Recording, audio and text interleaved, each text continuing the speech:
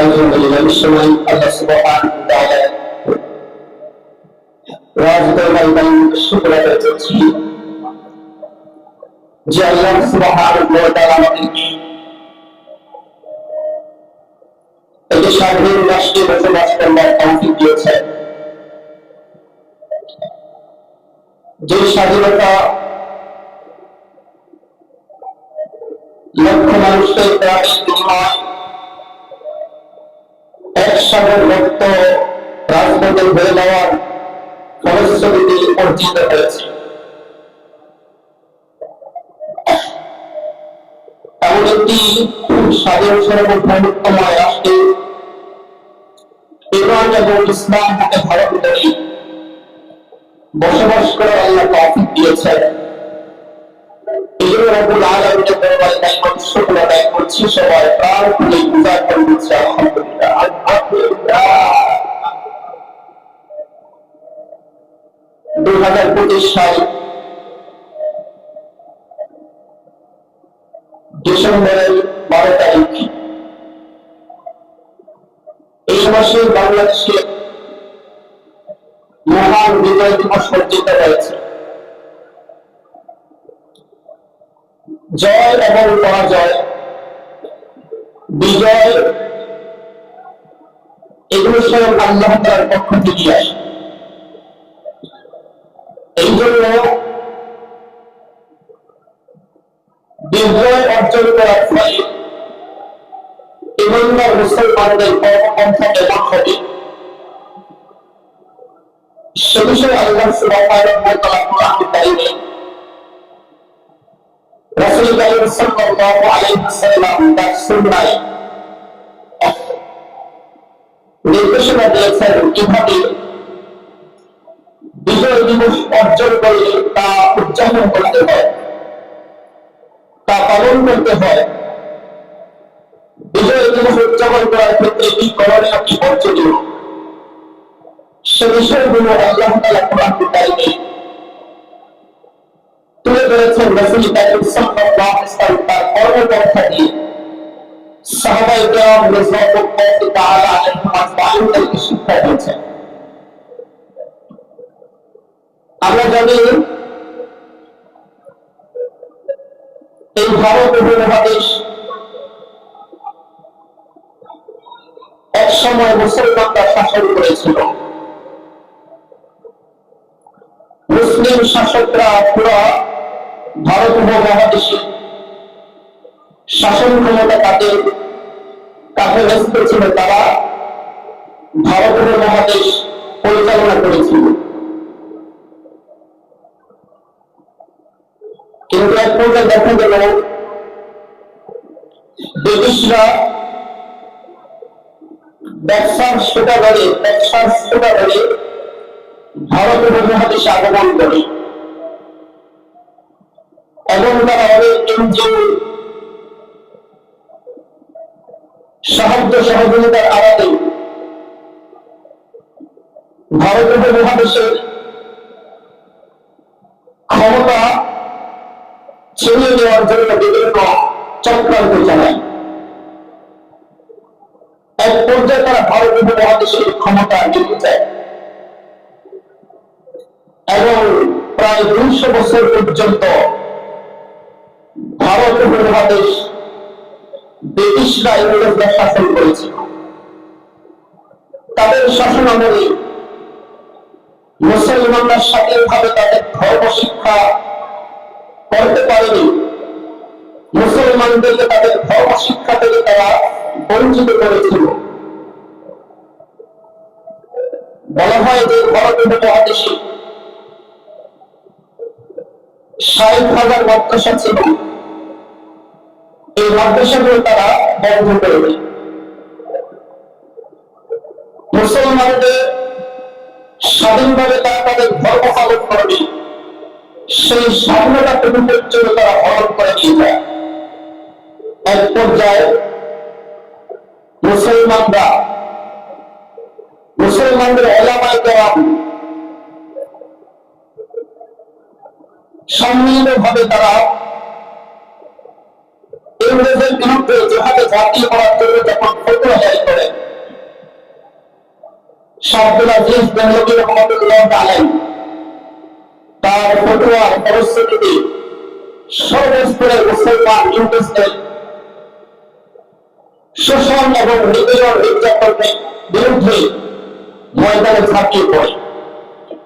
এক পর্যায়ে ইংরেজরা এই দেশ ছেড়ে যেতে বাধ্য হয়। তবে ইংরেজদের থেকে আল্লাহ তাআলা এই দেশকে মুক্ত করেছেন। এটা একটা স্বাধীনতা এবং এই স্বাধীনতা মূলে ছিলেন ওলামায়ে কেরাম। এই স্বাধীনতার মূলে ছিলেন ওলামায়ে কেরাম, কিন্তু সেই ইতিহাসগুলো আমাদেরকে ভুলে দেওয়া হয়েছে। ইতিহাস বিকৃত করে হিন্দু জমিদার হিন্দুদের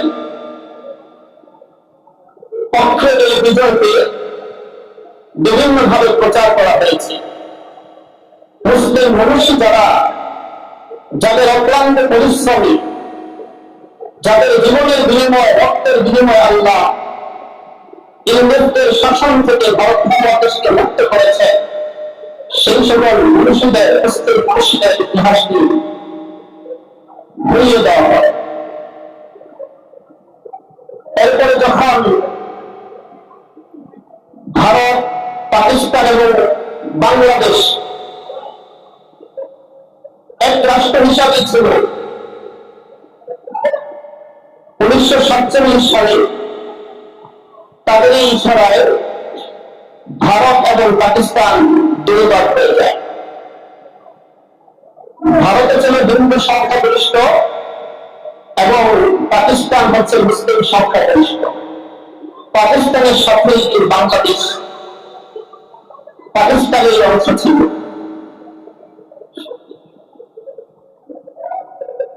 এরপরে 1947 থেকে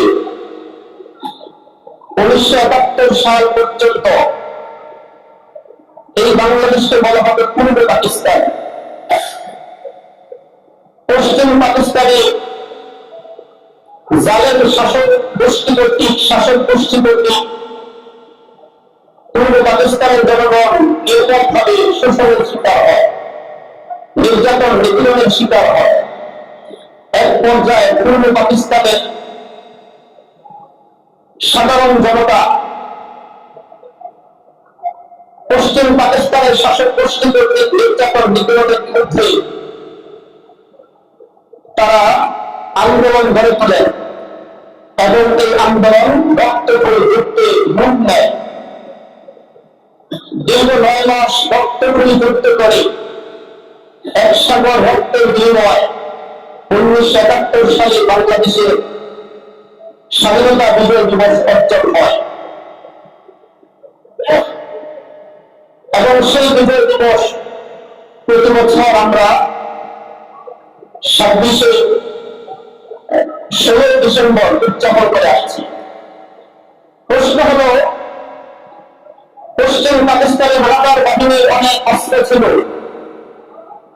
অনেক শক্তি ছিল, অনেক ভারী অস্ত্র নিয়ে তারা পূর্ব পাকিস্তানের মুসলমানদের উপর ঝাঁপিয়ে পড়েছিল। বাস্তব এবং সত্য কথা হল, পূর্ব পাকিস্তানের মুসলমানদের তেমন অস্ত্র ছিল না। তারা খন্ডে ঘোড়ার দা নিয়ে, ঘোড়া নিয়ে এবং সামান্য কিছু অস্ত্র নিয়ে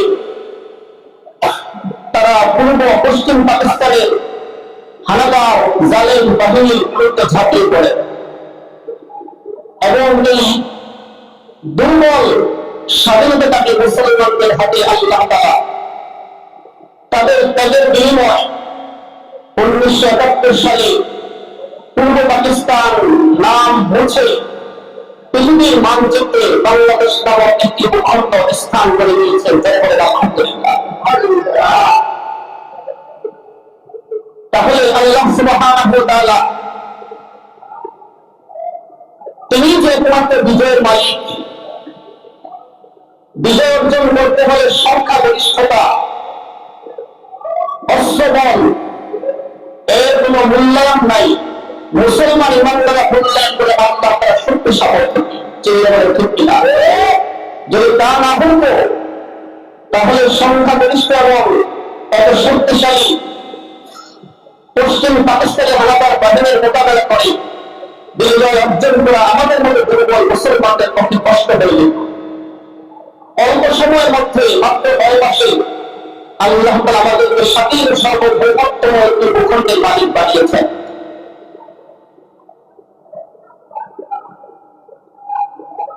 এজন্য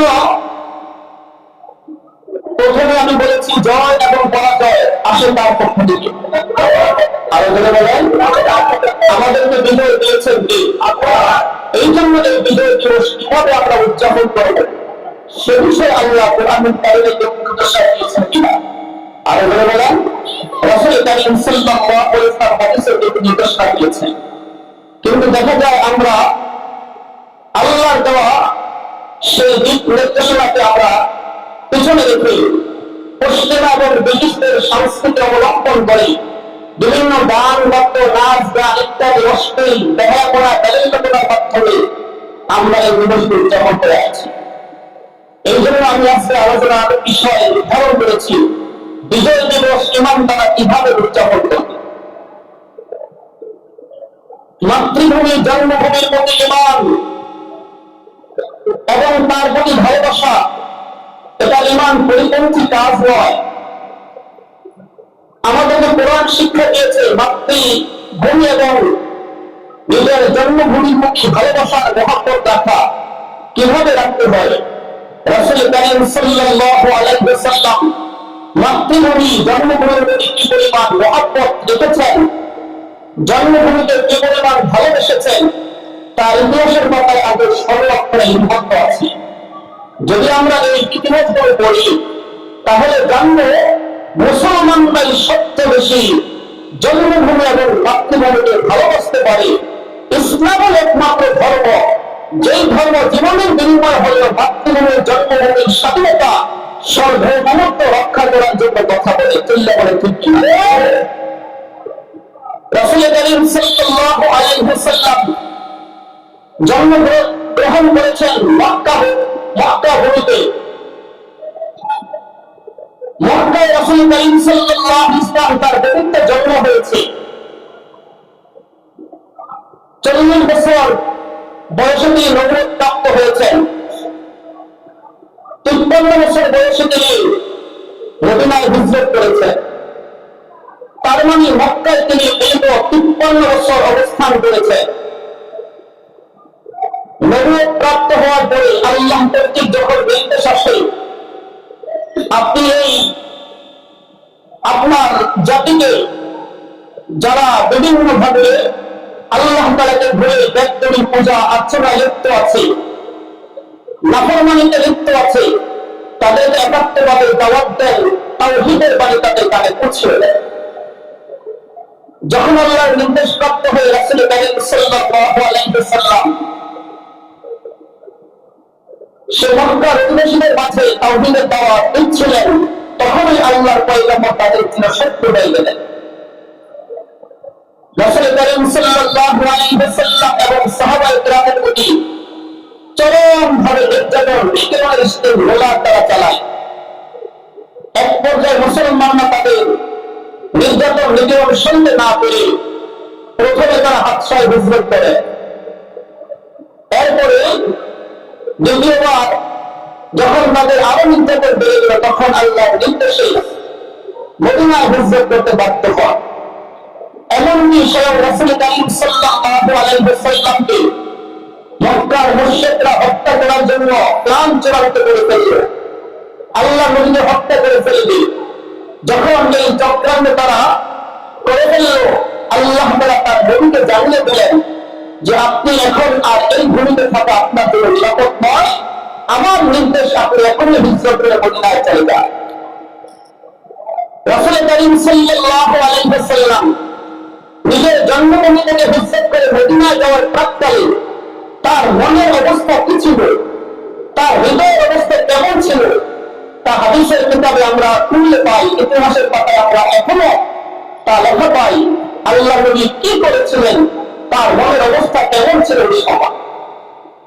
হাদিস শরীফে এসেছে রাসূল কারীম সাল্লাল্লাহু আলাইহি ওয়াসাল্লাম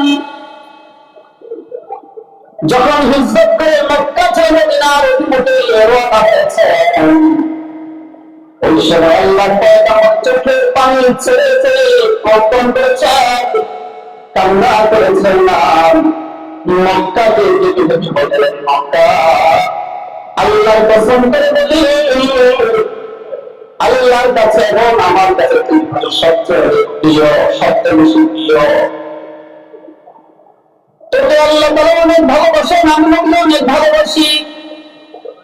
আমার জন্ম হয়েছে তোর পেটে, আমার পুরো পয়সা তোর মধ্যে বসবাস করেছে, তোর বাপেই ফেলেছে। কিন্তু আজকে তোর পরিবাসী আমাকে তোর জমিনে থাকতে দিল না, আমাকে তোর জমি থেকে তোর মধ্যে থাকতে পেরেছি। মনে চায় না আমি তোকে ছেড়ে মদিনায় চলে যাই, কারণ তোর দাম অনেক বেশি। আমি তোর মধ্যে জন্মগ্রহণ করেছি, তোর মধ্যে আমি লালিত পালিত হয়েছি, বড় হয়েছি। এখন তোকে ছেড়ে চলে যেতে তোর অধিবাসীরা আমাকে বাধ্য করেছে।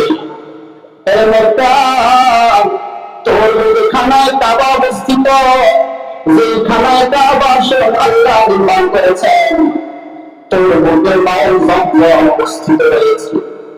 তোর বুকের উপরে সাফা এবং মারওয়া পাহাড় রয়েছে, তোর বুকে মাকামে ইব্রাহিম অবস্থিত রয়েছে। তোকে ছেড়ে যেতে মন চায় না, তথাপি মক্কার অধিবাসীরা আমাকে তোর মাঝে থাকতে দিব না, বাধ্য হয়ে তোকে ছেড়ে যেতে চলে যেতে হয়, তোকে ছেড়ে চলে যেতে হয়। এইভাবে আল্লাহর পয়গম্বর নিজের মাতৃভূমি জন্মভূমি ছেড়ে দেওয়ার সময় প্রত্যয় করেছেন, কাপড়ি বিরোধী করেছে। এর মাধ্যমে প্রমাণিত হয় বিশ্বনবী মুহাম্মদুর রাসূলুল্লাহ সাল্লাল্লাহু আলাইহি ওয়াসাল্লাম কি পরিমাণ মাতৃভূমির জন্মভূমিকে ভালোবেসেছে। এর মাধ্যমে উন্মুক্ত শিক্ষা দিয়েছেন, আমার উম্মতের দল, তোমরা যখন স্বাধীন কোন দেশে অবস্থান করবে, তোমাদের মাতৃভূমির জন্ম করবে, তার মধ্যে তোমাদের মহাপদ থাকতে হবে। আমি রাসূল যে পরিমাণ মহাপদ করেছি, মাতৃভূমিকে যে পরিমাণ ভালোবেসেছি, তোমরাও তোমাদের মাতৃভূমির জন্মভূমিকে ভালোবাসবা। শুধু তাই নয়, বিশ্বনবী মুহাম্মদ রাসূলুল্লাহ সাল্লাল্লাহু আলাইহি ওয়াসাল্লাম যখন মদিনায় চলে যায়, সেখানে দীর্ঘ 10 বছর অবস্থান করেছে। হযরত আনাস ইবনে মালিক রাদিয়াল্লাহু তাআলা আনহু বলেন, খায়বার যুদ্ধে আমি আল্লাহর পয়গম্বরের সাথে ছিলাম, আল্লাহর পয়গম্বর তার খেদমতে আমি নিয়োজিত ছিলাম। আল্লাহর পয়গম্বর খায়বার যুদ্ধ শেষ হওয়ার পর খায়বার অঞ্চল থেকে যখন মদিনায় প্রত্যাবর্তন করেছেন, মদিনার উদ্দেশ্যে রওনা করেছেন, মদিনায় আসার পথে উহুদ পাহাড় দৃষ্টিগোচর হয়। আল্লাহর পয়গম্বর উহুদ পাহাড়ের প্রতি ইঙ্গিত করে বললেন, হাযা জাবালুন ইউহিব্বুনা ওয়া ইউহিব্বুহু। এই যে দেখো উহুদ পাহাড়, এই উহুদ পাহাড় আমাদেরকে বড় ভালোবাসে, আমরা ওই উহুদ পাহাড়কে অনেক ভালোবাসি। চিল্লায়ে বলেন সুবহানাল্লাহ। উহুদ পাহাড় আল্লাহর পয়গম্বর এবং সাহাবায়ে কেরামদেরকে ভালোবাসে। আল্লাহর পয়গম্বর বলেন, আমরা ওই পাহাড়কে ভালোবাসি। সেই উহুদ পাহাড় এখনো মক্কার জমিনে, মদিনার জমিনে আছে কিনা? আর বিশ্বনবী মুহাম্মদ রাসূলুল্লাহ সাল্লাল্লাহু আলাইহি ওয়াসাল্লাম মদিনার দিকে ইঙ্গিত করে বললেন, ও আসমানের মালিক আল্লাহ, তোমার খলিল ইব্রাহিম আলাইহিস সালাম যেমন খানায় কাবাকে মক্কাতে হারাম ঘোষণা করেছেন, আমি পয়গম্বর পাথরি দুই মাঠের মধ্যবর্তী অঞ্চল মদিনাকে হারাম ঘোষণা করলাম। চিল্লায়ে বলেন সুবহানাল্লাহ। এর মাধ্যমে বুঝা যায় পয়গম্বর মাতৃভূমির জন্মভূমির সদস্যের প্রতি কি পরিমাণ মহাপদ আর ভালোবাসা নিয়েছেন। বোঝাতে হবে বিজয় আসে তার পক্ষ থেকে। যখন বিজয় আসবে তখন কি করবো? আল্লাহ কোরআনুল কারীমে তার দিক নির্দেশনা দিয়েছেন। কোরআনুল কারীমে দুইটা সূরা আছে, একটা সূরার নাম হলো সূরাতুল ফাতহ তথা বিজয়ের সূরা, আরেকটা সূরার নাম হলো সূরাতুন নাসর তথা আল্লাহর সাহায্যের সূরা। আমি আপনাদের বিরুদ্ধে সূরাতুন নাসর তেলাওয়াত করেছি। আল্লাহ তাআলা এই সূরার মধ্যে বলেন, ইযা জাআ নাসরুল্লাহি ওয়াল ফাতহ, যখন বিজয় এবং আল্লাহর পক্ষ থেকে সাহায্য আসবে, ورأيت الناس يدخلون في دين الله أفواجا, এবং মানুষদেরকে তলে তলে ইসলামের গণ্ডিতে ইসলামের মধ্যে প্রবেশ করতে দেখবেন, তখন আপনি কি করবেন? আপনার প্রভুর প্রশংসার সাথে পবিত্রতা ঘোষণা করবেন, এবং আপনার রবের কাছে ক্ষমা প্রার্থনা করবেন। চিল্লা বলেন সুবহানাল্লাহ। বিজয় আসলে কি করতে হয়? আল্লাহ সূরার মধ্যে শিক্ষা দিলেন, বিজয় আসলে আপনার রবের প্রশংসার সাথে পবিত্রতা ঘোষণা করবেন। কারণ বিজয় দেয় আল্লাহ, আর আল্লাহর প্রশংসার সাথে পবিত্রতা ঘোষণা করতে হয়। এই জন্য আল্লাহ বলেছিলেন, যখন বিজয় আসবে আল্লাহর সাহায্য আসবে, মানুষদেরকে তলে তলে ইসলামে প্রবেশ করতে দেখবেন, তখন আপনার রবের প্রশংসার সাথে তাসবিহ পাঠ করবেন, এরপরে আপনার রবের কাছে ক্ষমা প্রার্থী হয়ে ক্ষমা চাইবেন। বিজয়ের মাসে, মহান বিজয়ের মাসে আমাদের উচিত আল্লাহর নির্দেশ গ্রহণ করা। যেহেতু প্রতি বছর বিজয় দিবস পালন করা হয় 16 ডিসেম্বরে, 16 ডিসেম্বরে নাচ গান না করে, অশ্লীলতা দেহমনা মধ্যে লিপ্ত না হয়ে, এভাবে পশ্চিমাদের সংস্কৃতি অবলম্বন না করে আল্লাহ তাআলা কোরআনে যে নির্দেশ দিয়েছেন সেই নির্দেশ ফলো করা প্রতিটা ইমানদারের জন্য কর্তব্য। বলে ঠিক কিনা? ইমানদার পশ্চিমা সংস্কৃতি মানতে পারে না, ইমানদার আল্লাহর সংস্কৃতিতে বিশ্বাসী হবে, তাই নিজের জীবনে প্রতি ক্ষেত্রে ইমানদার পালন করবে। যার মধ্যে ঈমান রয়েছে, যার মধ্যে তাওহীদে বিশ্বাস রয়েছে, সে কখনো পশ্চিমাদের সংস্কৃতিতে বিশ্বাস হতে পারে না, বিশ্বাসী হতে পারে না। কিন্তু আমরা তো মুসলমান, আমরা পশ্চিমা সংস্কৃতি ছাড়া কিছু বুঝি না। যেমন দুটো এই সময়ের মধ্যে আল্লাহ একটা বিষয় নির্দেশ করেছেন, আমাদেরকে জানান দিয়েছেন। এক নাম্বার বিষয় আল্লাহ বলেছেন, বিজয় এবং সাহায্য তার পক্ষ থেকে আসে। বিজয় এবং সাহায্য আল্লাহর পক্ষ থেকে আসে। 2 নাম্বার আল্লাহ তাআলার প্রশংসার সাথে তাসবিহ পাঠ করা। 3 নাম্বার আল্লাহ তাআলার এই নিয়ামতের শুকর আদায় করা। আল্লাহর নিয়ামতের শুকর আদায় করা এবং আল্লাহর প্রশংসার সাথে তাসবিহ পাঠ করা, এটা কিভাবে আমরা করব? আল্লাহ তাআলা আল্লাহর পয়গম্বর বুখারী শরীফের সর্বশেষ হাদিস সেখানে নির্দেশ দিয়েছেন, কিভাবে আমরা একসাথে আল্লাহর শুকর আদায় করব, কিভাবে আমরা একসাথে আল্লাহ তাআলার প্রশংসার সাথে তাসবিহ পাঠ করব। সহিহ বুখারীর সর্বশেষ হাদিস, আল্লাহর পয়গম্বর বলেন, আন-নবী হুরায়রা রাদিয়াল্লাহু তাআলা আনহু قال قال النبي صلى الله عليه وسلم كلمتان حبيبتان إلى الرحمن خفيفتان على اللسان ثقيلتان في الميزان سبحان الله وبحمده سبحان الله العظيم। আবু হুরায়রা রাদিয়াল্লাহু তাআলা আনহু থেকে বর্ণিত, তিনি বলেন, আল্লাহর পয়গম্বর বলেছেন, কালিমা আছে, এমন দুটি বাক্য আছে যা দয়াময় আল্লাহর কাছে দ্বিতীয় চিল্লাচিল্লা বলে সুবহানাল্লাহ। দয়াময় আল্লাহর কাছে দ্বিতীয় খফীফাতান আলাল লিসান, যা উচ্চারণে পড়ায় অনেক সহজ, সকিলাতান ফিল মিজান, এবং মিজানের পাল্লায় অনেক ভারী হয়ে যায়। সেই দুটি কালিমা হচ্ছে সুবহানাল্লাহি ওয়া বিহামদিহি, সুবহানাল্লাহিল আযীম। সবাই বলেন সুবহানাল্লাহি ওয়া বিহামদিহি, সুবহানাল্লাহিল আযীম, সুবহানাল্লাহি ওয়া বিহামদিহি, সুবহানাল্লাহিল আযীম। এই দুটি বাক্য যদি আমরা বেশি বেশি করি, নিয়ামতের শুকর আদায় হবে, আবার আল্লাহ তাআলার প্রশংসার সাথে তাসবিহ পাঠ করা হবে, এবং আমার জন্য পরকালে মিজানের পাল্লা অনেক ভারী হয়ে যাবে। চিল্লা বলেন সুবহানাল্লাহ।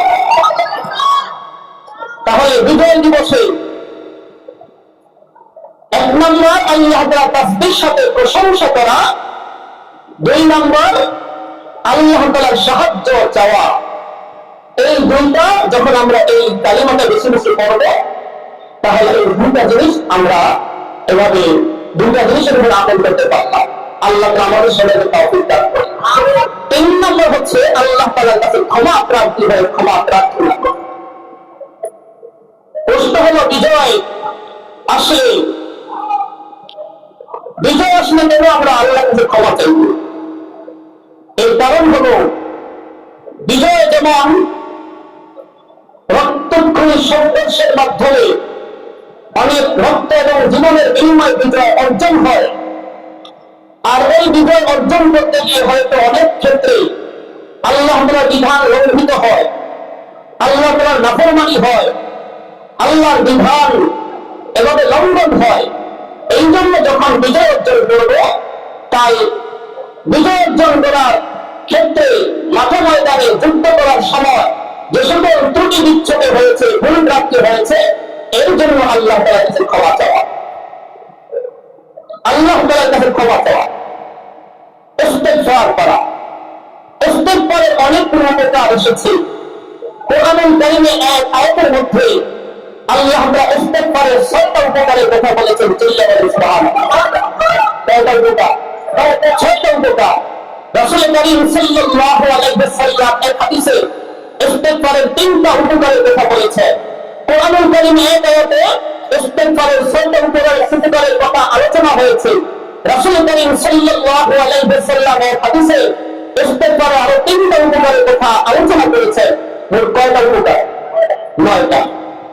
আল্লাহ তাআলা কোরআনুল কারীমের এক আয়াতে বলেছেন, ইস্তাগফিরু রাব্বাকুম ইন্নাহু কানা গাফফারা ইউরসিলিস সামাআ আলাইকুম মিদরারা ওয়া ইয়ামদিদকুম বিআমওয়ালিন ওয়া বানিন ওয়া ইয়াজআল লাকুম জান্নাতিন ওয়া ইয়াজআল লাকুম আনহারা। আল্লাহ তাআলা বলেন, ইস্তাগফিরু রাব্বাকুম, হে মুমিনের দল, তোমরা তোমাদের রবের কাছে ক্ষমা প্রার্থনা করো। তোমরা তোমাদের রবের কাছে ক্ষমা প্রার্থী হয়ে ক্ষমা প্রার্থনা করো। কারণ ক্ষমা প্রার্থনা করে ইস্তিগফার করলে আল্লাহ তাআলা দুনিয়াতে তোমাদেরকে 6টা পুরস্কারে পুরস্কৃত করবে। দুনিয়াতে আল্লাহ কয়টা পুরস্কার দিবেন? 6টা পুরস্কার। 1 নম্বর, ইউরসিলিস সামাআ আলাইকুম মিদরারা, তোমাদের প্রতি আল্লাহ তাআলা রহমতের বৃষ্টি বর্ষণ করবেন। রহমতের বৃষ্টি বর্ষণ করবেন, গজবের বৃষ্টি হয়। ইস্তিগফারের বরকতে আল্লাহ তাআলা রহমতের বৃষ্টি বর্ষণ করেন। 2 নম্বরে, আল্লাহ তাআলা তোমাদের ধন সম্পদের বরকত দান করবেন। 3 নম্বর, তোমাদেরকে আল্লাহ এক সন্তান দান করবেন। সুবহানাল্লাহ। 1 নম্বর, আকাশ থেকে রহমতের বৃষ্টি বর্ষণ করবেন। 2 নম্বর, আল্লাহ তাআলা তোমাদের ধন সম্পদে বরকত দান করবেন। 3 নম্বর, তোমাদেরকে আল্লাহ এক সন্তান দান করবেন। সন্তান দান করবেন।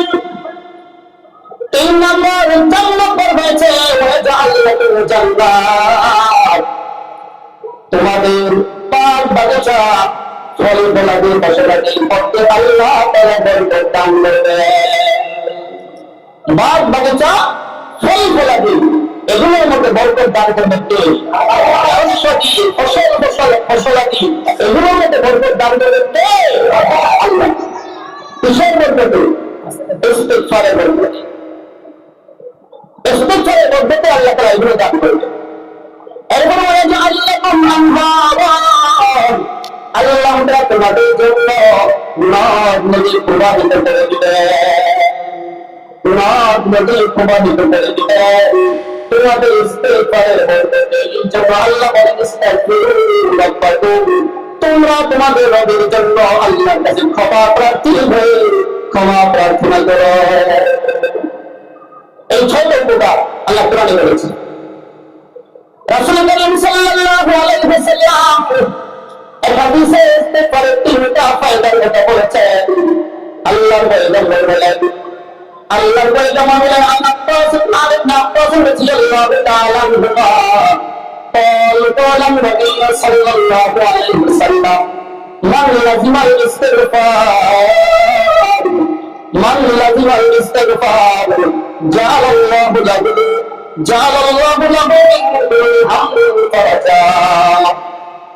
আল্লাহর পয়গম্বর বলেন যে ব্যক্তি ইস্তিগফারকে অভ্যাসে পরিণত করে দিবে, সদা সর্বদা আল্লাহর কাছে ক্ষমা প্রার্থী হয়ে ক্ষমা প্রার্থনা করবে, সদা সর্বদা ইস্তিগফার করবে, আল্লাহর পয়গম্বর বলেন জাআলাল্লাহু লাহু মিন কুল্লি হামদিন ফারাজা, আল্লাহ তার সর্বদার জীবনে বালা মুসিবত থেকে আল্লাহ তাকে হেফাজত করে দেন। সুবহানাল্লাহ। এটা দুনিয়াতে না আখিরাতে, দুনিয়াতেই সর্বদার বিপদ আপদ বালা মুসিবত থেকে আল্লাহ তাকে ইস্তিগফারের বরকতে হেফাজত করে। 2 নম্বর উপকার হয়েছে অমিন কুল্লি বাইতিন মাখরাজা, সকল সংকীর্ণতাকে আল্লাহ তাআলা দূর করে দিবেন, অর্থ সংকটকে আল্লাহ দূর করে দিবেন, ব্যক্তিগত পেশাকে আল্লাহ তাআলা দূর করে দিবেন, আল্লাহ তাআলা সকল অপ্রশস্ততাকে প্রশস্ততায় পরিণত করে দিবেন। 3 নাম্বার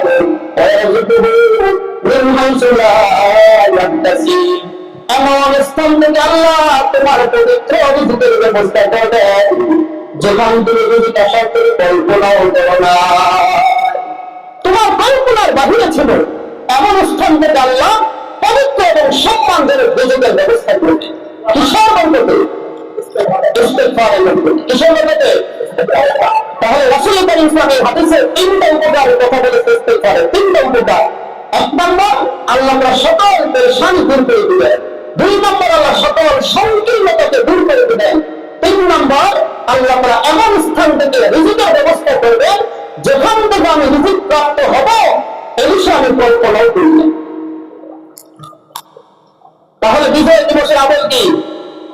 1 নম্বর হচ্ছে আমরা আল্লাহ তাআলার প্রশংসার সাথে তাসবিহ পাঠ করব, 2 নম্বর আল্লাহ তাআলার শুকর আদায় করব, 3 নম্বর আল্লাহ তাআলার কাছে ক্ষমা প্রার্থী হয়ে ক্ষমা প্রার্থনা করব। পারবো তো? সবাই পারবো তো? নাকি নাচ গান করবো, নাচানাচি করবে?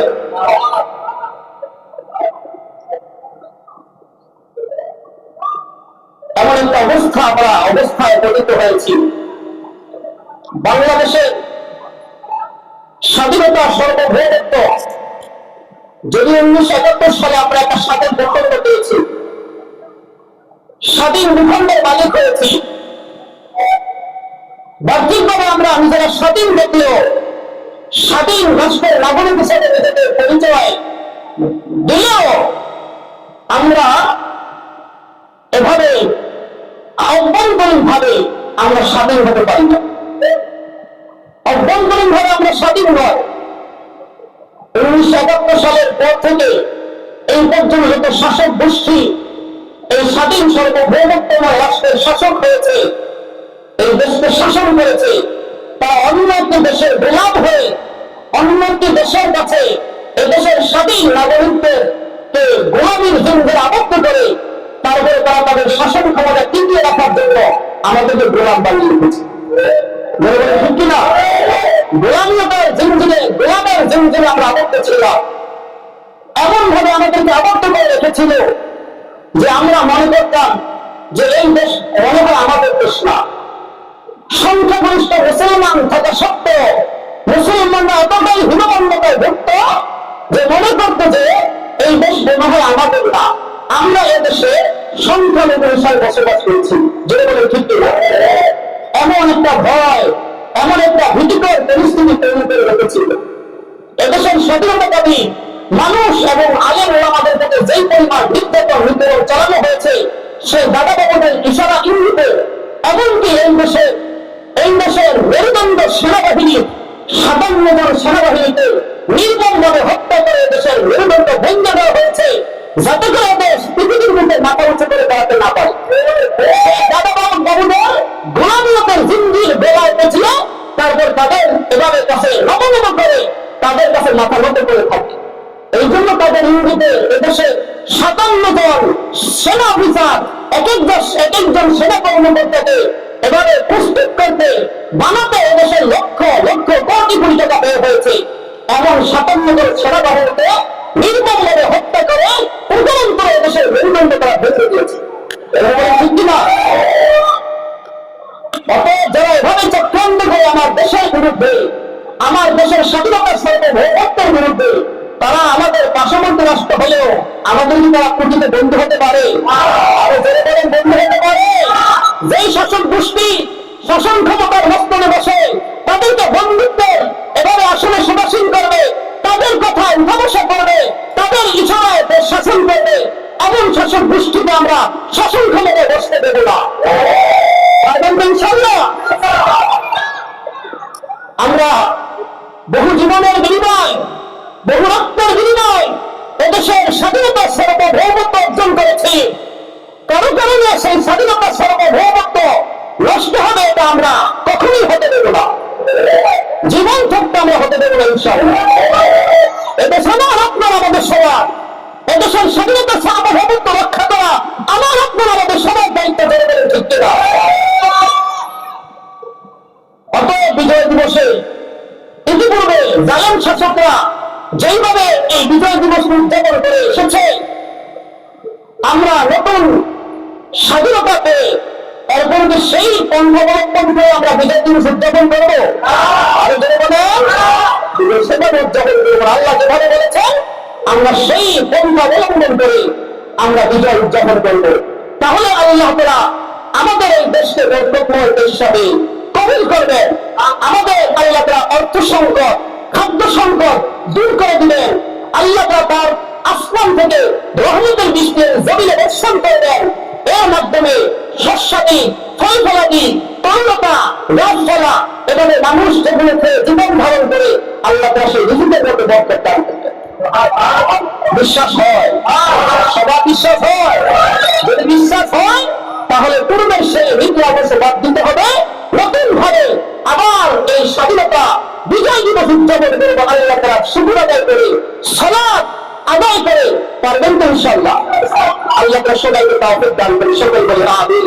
আল্লাহ তাআলা আমাদের এই দেশকে সর্বপ্রকার চক্রান্ত থেকে, বহিরাগত এবং ভিতরগত মুনাফিকদের চক্রান্ত থেকে আল্লাহ তাআলা এই দেশকে হেফাজত করে, এই দেশের স্বাধীনতার সার্বভৌমত্বকে হেফাজত করে, স্বাধীনভাবে এই জমিনে আল্লাহ তাআলার কর্তৃত্বের চলতে দেওয়ার তৌফিক দান করে। আল্লাহ তাআলা এভাবে কিয়ামত পর্যন্ত এই দেশের স্বাধীনতার সার্বভৌমত্বকে অক্ষুণ্ণ রাখেন। কারণ পবিত্রে আমরা আমাদের মস্তক রাখতে চাই না। আমাদের মস্তক এক সপ্তাহ কুরকুরি পায়ে রাখতে তিনি কে? আরে চিল্লিয়ে বলেন তিনি কে? একমাত্র আল্লাহর কুরকুরি পায়ে আমরা আমাদের মস্তক অবনত করব, আর কারো পায়ে মস্তক অবনত করব না। আর কাউকে আমরা প্রভু হিসাবে, আমাদের দেশে ত্রাণকর্তা হিসাবে বরণ করব না, গ্রহণ করব না।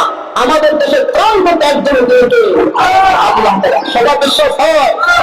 এজন্য ইনশাআল্লাহ আমরা তাওবা ইস্তিগফারের মাধ্যমে, আল্লাহ তাআলার প্রশংসার মাধ্যমে, তাসবিহ তাহলিলের মাধ্যমে, নামাজের মাধ্যমে আমরা সামনে সবাই দেশের পরিচয় বলতে পারবো তো ইনশাল্লাহ। আল্লাহ তাআলা সবাইকে তৌফিক দান করে সকলে বলে আমিন। ওয়া আখিরু দাওয়ানা আলহামদুলিল্লাহি রাব্বিল আলামিন। যারা সুন্নাত পরিবার চাঁদা দেখছেন